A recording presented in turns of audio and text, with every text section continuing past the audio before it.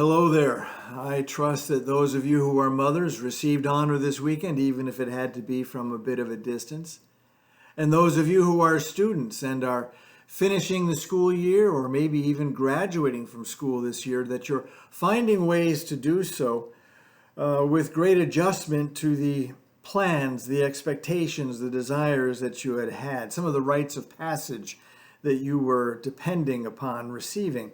Things like, end of the year school concerts and sporting banquets and maybe a prom, and for some of you then also graduation. Nothing is happening the way we had expected it to be. So many things are different this year. So many things are off kilter and canceled, so very unlike what we were expecting. I have a nephew getting married in a couple of weeks, and his plans, of course, have had to change quite a bit as well. We're all experiencing a degree of lament and loss and things that aren't happening the way we wanted them to be. But my thoughts are also going this day towards what continues. My aquarium and fish, for example, it is a continuing tank full of tranquility, you might say. It's their world hasn't changed one bit. They're not in the least bit affected by a stay-at-home order. They just continue on. My plants keep growing. Winter and summer. Winter, unlike Narnia, where winter is always happening and it's never Christmas, so it's also summer always and never the 4th of July. I mean, they don't get fireworks, and of course, I don't think that the sparklers would work in the tank either.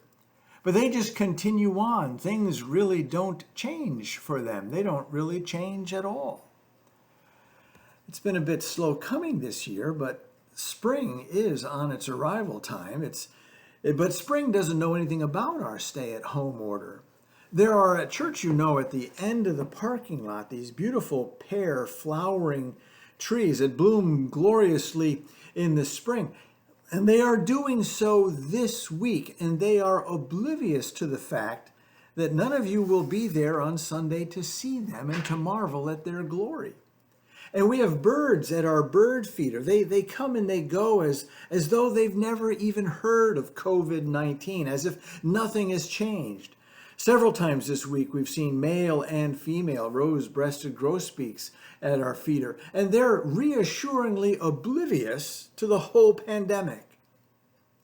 The Song of Solomon, chapter 2, says, "For behold, the winter is past, the rain is over and gone, the flowers appear on the earth, and the time of singing has come. The voice of the turtle dove is heard in our land." Or for me, not so much the turtle dove, but the mourning dove.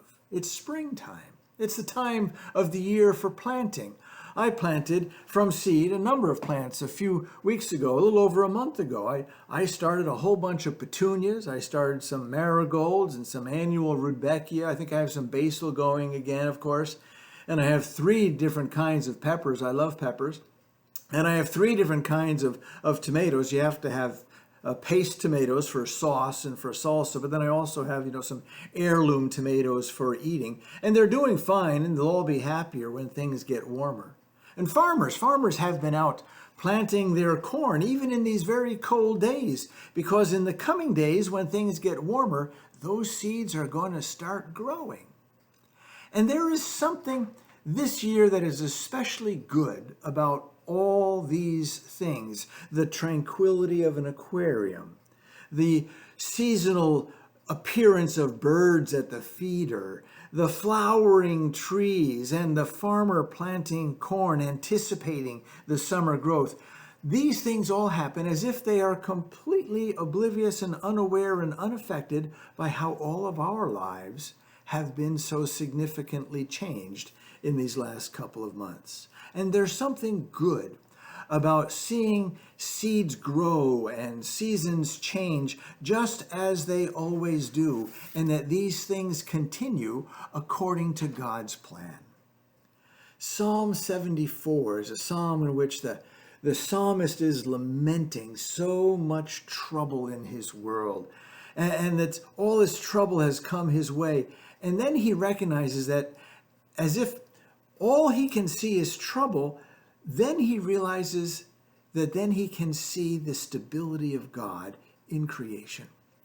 He writes in Psalm 74, "But God is my king from long ago. He brings salvation on the earth. The day is yours, the night is yours. You established the sun and the moon. It was you who set the boundaries on the earth. You made both summer and winter."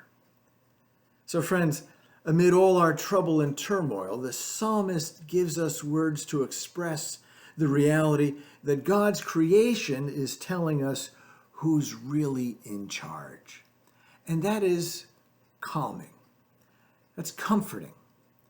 That's peaceful and reassuring for us, especially when so much else is in so much disarray. Lamentations chapter 3 tells us, "The steadfast love of the Lord never ceases. His mercies never come to an end. His mercies are new every morning. Great is your faithfulness, O Lord." The Lord is trustworthy and true and constant and caring amid all else that changes. God will take care of us through all of this. And let's take care of the fish. Let's feed them again.